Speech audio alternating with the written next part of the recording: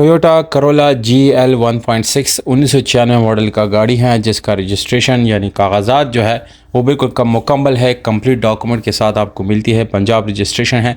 गाड़ी आप लोग चेक कर सकते हैं, आपको ग्रे कलर में मिलती है। काफ़ी खूबसूरत गाड़ी है और जितने भी 90s करोला है बहुत अच्छी परफॉर्मेंस भी देते हैं, क्योंकि ये काफ़ी फ़ायदेदार गाड़ियाँ होती हैं दोस्तों। ये बाहर से आपको शावर्ड मिलती है, अंदर से आपको जेन्युइन मिल जाती हैं।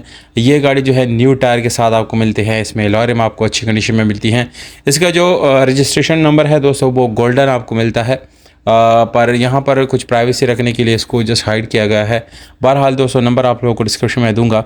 वो नंबर दोस्तों वहाँ पर सिर्फ और सिर्फ 2 दिन तक रहेगा, क्योंकि जैसी गाड़ी सेल होगी हम नंबर वहाँ से रिमूव कर देते हैं, क्योंकि बाद में लोग बहुत ज़्यादा कॉल्स करते हैं, तो उससे बचने के लिए हम नंबर हटा देते हैं।